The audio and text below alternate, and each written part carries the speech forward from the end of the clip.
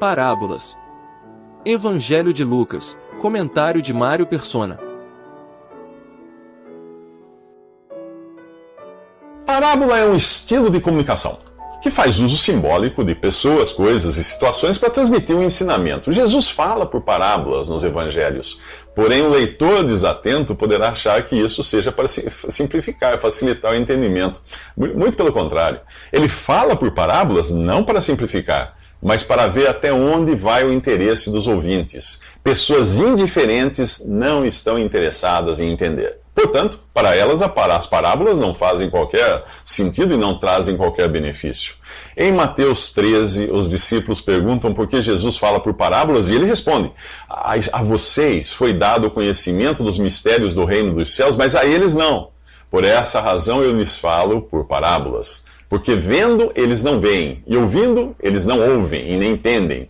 Neles se cumpre a profecia de Isaías, que diz assim: ainda que estejam sempre ouvindo, vocês nunca entenderão. Ainda que estejam sempre vendo, jamais perceberão. Porque o coração desse povo se tornou insensível.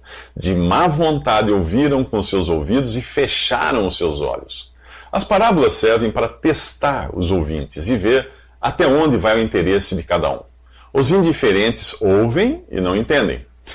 Os interessados pedem uma explicação.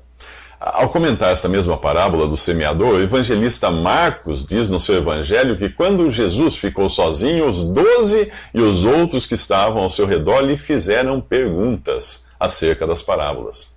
O semeador é Jesus e a semente é a palavra de Deus, aqui em Lucas. O campo é o mundo e se ele precisa ser semeado é porque ainda não dá fruto para Deus. A terra pode estar até arada, mas de nada serve sem a preciosa semente. O dono do campo já não tem ilusão de colher algo ali, a menos que seja semeado.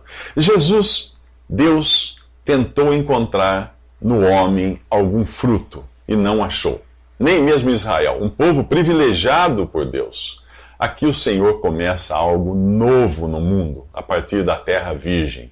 Apesar desta parábola, que aparece em 3 evangelhos, ser muito usada para o evangelismo, repare que existem diferenças sutis em sua aplicação. Em Mateus, a semente é a palavra do reino, em Mateus 13. Em Lucas, aqui, é a palavra de Deus. Portanto, em Mateus, ela é dirigida aos que estão no reino, que dão frutos, mas em proporções diferentes. Em Lucas, os frutos são de um só tipo, a conversão. Em Mateus, o que entende a palavra dá fruto. Em Lucas, é o que crê na palavra. Porém, em todos os casos, é a qualidade do solo e as circunstâncias que fazem a diferença, tanto para o crente, no modo como recebe a palavra no seu dia a dia, como para o incrédulo, que a recebe pela primeira vez. A questão aqui é de responsabilidade do homem, já que a semente é perfeita. Nos próximos 3 minutos, saiba o que pode interferir no resultado da semeadura. O semeador saiu a semear. Enquanto lançava a semente, parte dela caiu à beira do caminho, foi pisada e as aves do céu a comeram. Enquanto o caminho nos fala da influência humana, pois é o lugar onde as pessoas pisam, Jesus explica que as aves representam Satanás. Aqueles que ouvem a palavra de Deus e se deixam influenciar pela opinião pública ou de amigos e parentes acabam estéreis, e a semente lhes é tirada por Satanás.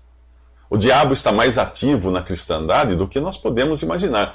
Ao ler a parábola do grão de mostarda no Evangelho de Mateus, capítulo 13, você encontra as mesmas aves fazendo seus ninhos nos ramos da grande árvore de mostarda que representa a cristandade.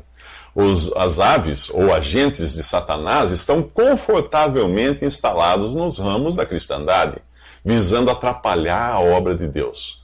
O diabo não age só nas coisas ilícitas e imorais. O diabo atua principalmente na religião.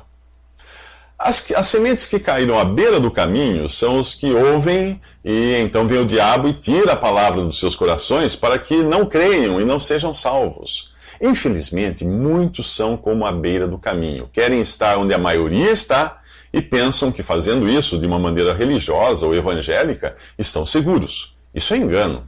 Os agentes do diabo estão fortes e ativos nas igrejas do mundo cristianizado. Parte dela caiu sobre as pedras, e quando germinou, as plantas secaram. porque não havia umidade. As que caíram sobre as pedras são os que recebem a palavra com alegria quando a ouvem, mas não têm raiz. Creem durante algum tempo, mas desistem na hora da provação.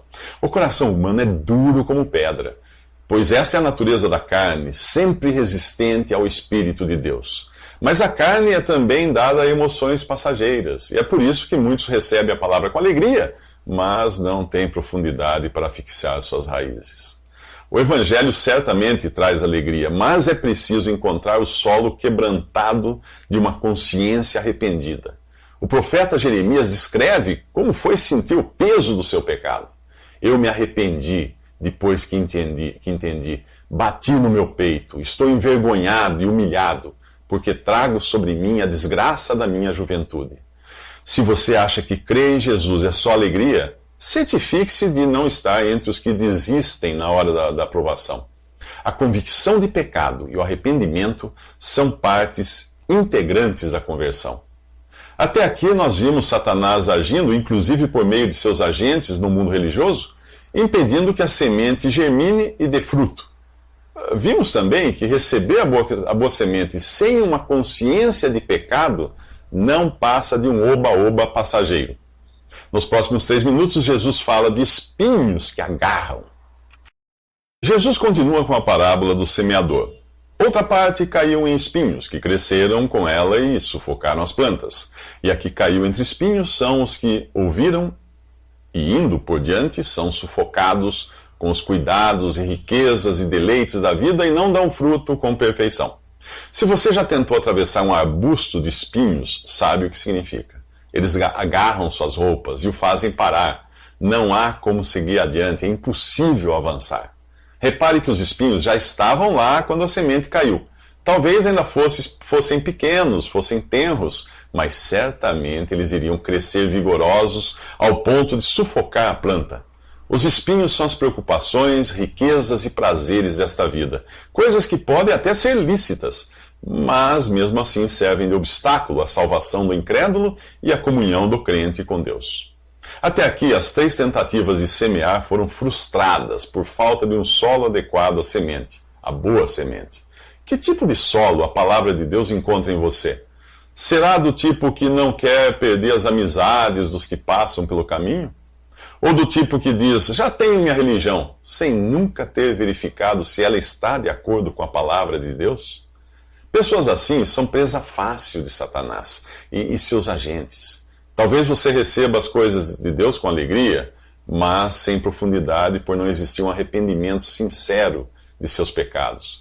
Ou quem sabe os espinhos das preocupações, riquezas e prazeres o estejam prendendo? Independente se a aplicação da parábola é para o crente ou o incrédulo, há 3 coisas que impedem a semente de germinar: Satanás, a carne e o mundo. Estas aparecem na forma das aves, das pedras e dos espinhos. Felizmente, ainda existe uma 4ª situação, a da semente que cai em solo propício. Outra ainda caiu em boa terra, cresceu, deu boa colheita, a 100 por 1. As que caíram em boa terra são os que, com coração bom e generoso, ouvem a palavra, a retêm e dão fruto com perseverança. Espero que este seja o solo que a palavra de Deus encontrará em você, longe das opiniões dos homens e dos agentes religiosos de Satanás, com uma consciência quebrantada pelo arrependimento e livre dos espinhos que tentam agarrá-lo e prendê-lo a esta vida. Quando comparamos a mesma parábola em Mateus, Marcos e Lucas, descobrimos que em todos os casos, todos ouvem a palavra. Porém, em Mateus, a boa terra é identificada como aquele que ouve e entende a palavra. Em Marcos, como quem ouve e aceita. E em Lucas, como quem ouve e retém. Entender, aceitar e reter a palavra são os requisitos para você dar realmente fruto para Deus. Nos próximos 3 minutos, Jesus fala de luz. Depois de falar do fruto produzido pelo que ouve a palavra de Deus, a entende, aceita e conserva, Jesus fala de outra consequência disso: luz. Ninguém acende uma candeia e a esconde num jarro ou a coloca debaixo de uma cama. Pelo contrário, coloca num lugar apropriado, de modo que os que entram possam ver a luz. Mais uma vez, o assunto aqui é a responsabilidade do ouvinte da palavra de Deus. Ainda que seja uma frágil vela, ou candeeiro, ou candeia neste mundo, a luz do cristão é percebida. Mas, assim como o diabo, a carne e o mundo podem impedir a semente de germinar e produzir fruto, aqui é a vasilha e a cama que impedem a luz de brilhar. Uma vasilha é usada para guardar alimentos e a cama para descansar. O cristão ocupado apenas em juntar bens, juntar coisas para garantir um descanso neste mundo, terá dificuldade em fazer sua luz brilhar. O primeiro capítulo do Evangelho de João fala de Jesus, dizendo que nele estava a vida, e esta era a luz dos homens. A luz brilha nas trevas, e as trevas não a compreenderam, não a derrotaram. E continua falando de João Batista, um homem enviado por Deus, mas que não era a luz. Ele veio como testemunha para testificar acerca da luz, a fim de que por meio dele todos os homens crescem. Ele próprio não era a luz, mas veio como testemunho da luz. Estava chegando ao mundo a verdadeira luz, que ilumina todos os homens. No capítulo 8 do Evangelho de João, Jesus diz: Eu sou a luz do mundo. Quem me segue nunca andará em trevas, mas terá a luz da vida. E no capítulo seguinte, no capítulo 9, ele diz: Enquanto estou no mundo, sou a luz do mundo. Enquanto Jesus estava no mundo, ele era a luz do mundo, mas e depois de morrer, ressuscitar e subir ao céu? Será que o mundo ficou sem luz? Não. Pois em Mateus 5, ele diz que os que creem nele são a luz do mundo. Se você já creu em Cristo como seu Salvador e tem a certeza de seus pecados perdoados, você está por Jesus no mundo, diante dos homens, enquanto ele está por você no céu, diante do Pai. Se você já está salvo e pronto para habitar na glória, por que foi deixado aqui? Para brilhar e trazer glória para Deus, não para você. Mateus explica assim: brilhe a luz de vocês diante dos homens, para que vejam as suas obras e glorifiquem ao Pai de vocês que está nos céus. Porém, o brilho do seu testemunho não vem do esforço próprio, mas da comunhão com Cristo. E o óleo combustível dessa luz é o Espírito Santo que habita em você. Nos próximos 3 minutos, Jesus fala de coisas ocultas.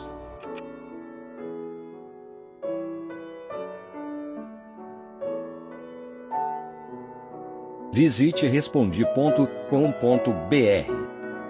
Visite também 3minutos.net.